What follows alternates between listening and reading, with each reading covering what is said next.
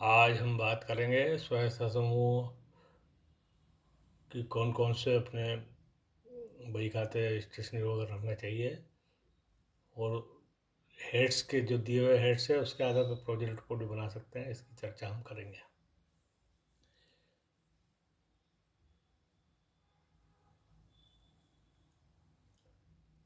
मासिक रूप से प्राप्तियों भुगतान खाता समूह बनाएं और उस समय जब केसबुक जब लिखे तो उस समय प्राप्ति पक्ष जो रहता है उसमें सबसे पहले तो प्रारंभिक शेष, उसमें नगद कितना हाथ में, नगद बैंक में कितना,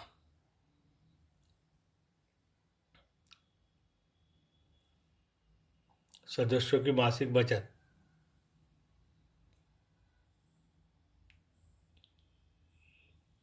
इसमें देखे ये कुल जो है वो उसमें आएगी। मासिक रूप से अपन बना रहे हैं ना, इसलिए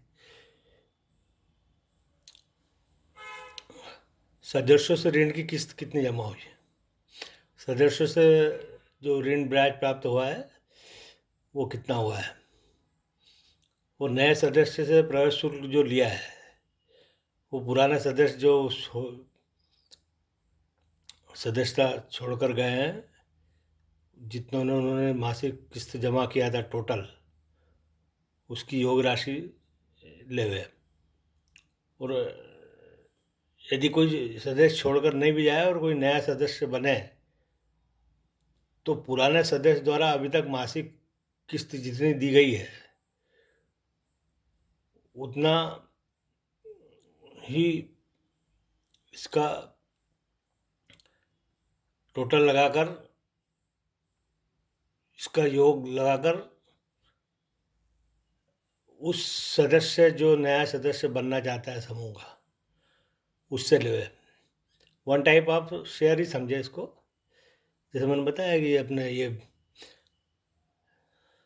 बैंक का प्राइवेट एक्सटेंशन काउंटर है, ये समूह सेल्फ हेल्प ग्रुप बचत गट है ना। और उसके बाद एक जो मिलता है रिवॉल्विंग फंड,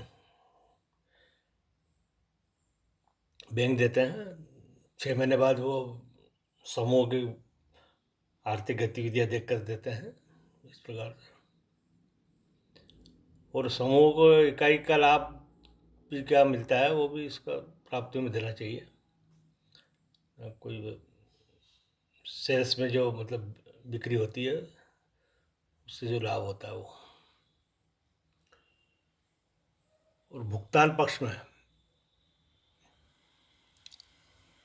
जितने भी पेमेंट किए गए, नगद से कितने किए गए, समूह द्वारा सदस्यों को लोन कितना दिया गया, बैंक में जमा जो राशि की जाती है उसका विवरण, इस प्रकार से लिखना चाहिए केस बुक में। ये केस बुक के जो ये प्राप्तियों भुगतान खाता के जो हेड्स रहते हैं वो केस बुक में लिखना चाहिए। केस बुक में जो ये हेड्स लिखे हैं वो उसी में वो मतलब लेजर में उसकी पोस्टिंग करना चाहिए। अलग अलग समूह के सदस्य के नाम से भी खाते खोले है ना, जो भी हेड दिए हैं इस मान से लेजर में उसके हेड ऑफ द अकाउंट बनाए। अब जनरल खर्चे समूह की जरूरत है, यात्रा में, यात्रा में किसी प्रशिक्षण में गए, मेले में गए, जो सेल्स स्टॉल लगते हैं उसमें गए, इस प्रकार से प्रचार प्रसार हेतु भी जैसे कोई सदस्य जाता है तो जा सकता है। जैसे मैंने बताया था एक वीडियो में कि ये समूह यदि चाहे तो किसी कृषक परिवार के शिक्षित व्यक्ति को ऑनोरेरियम बेस पे और सेल्स कमीशन बेस पे भी इसको रख सकते हैं। बाकी बही खातों का जो मेंटेन है लिखा पढ़ी, ये सचिव करे तो अति उत्तम होगा। अब जैसे एक जो खर्चा होता है बही खाता रखने का, जिसमें वो receipt book, voucher book, stationery आदि रहते हैं, है ना। आकस्मिक व्यय भी आए थे कई बार। प्रशासनिक व्यय में जैसे बताया ऑनोरेरियम टू जो मैनेजर रहते हैं उनको दिया, इस प्रकार से। या अन्य कोई व्यय होता रहे तो उनको दे दिया, उसमें लिख दिया। और बैंक लोन जो समूह लेता है तो उसका ब्याज कितना दिया, बैंक को चार्जेस कितने दिए, और मीटिंग खर्च में जनरल जो रहता है चाय नाश्ते का वगैरह, इस टाइप से होता है। अब समूह में कई बार क्या है कि कुछ प्रकार के मतलब अपने उद्योग के लिए छोटी मोटी मशीनों की आवश्यकता होती है। मशीनें मतलब विदाउट इलेक्ट्रिसिटी, बहुत से रहते हैं इस प्रकार से। और उसका आखिरी में जो रहता है अंतिम शेष, नगद कितना है हाथ में, और नगद बैंक में कितना है, और समूह की संपत्ति जो है वो इस प्रकार से रहती है कि जैसे जो मशीनरी खरीदी वो समूह की समस्या रहती है। ये तो हो गया प्राप्तियां भुगतान खाता। और केसबुक लिखे उसमें मतलब लेजर पोस्टिंग करें, और लेजर के आधार पर एक तलपट बोलते हैं उसको, ट्रायल बैलेंस, क्रेडिट डेबिट, उसमें बैलेंस लिए जाते हैं लेजर से। कोई भी 9वीं 10वीं के विद्यार्थी के कॉमर्स के जो रहते हैं वो इसको बता सकेंगे, यदि चाहे तो उनको भी एक ऑनोरिज्म टाइप देकर उनसे भी लिखवा सकते हैं। तो केसबुक से लेजर में पोस्टिंग कर देंगे। डेबिट क्रेडिट बैलेंस से, डेबिट क्रेडिट इसमें लिखते हैं ट्रायल बैलेंस में, ट्रायल बैलेंस के आधार पर प्राप्तियां भुगतान खाता बनता है।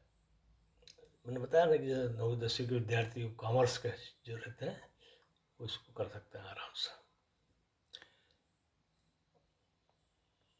रिसीप्ट जरूर देवे, जो भी सदस्य अपना मासिक अंशदान देवे, जो बचत की है समूह को, उसके अवश्य देवे।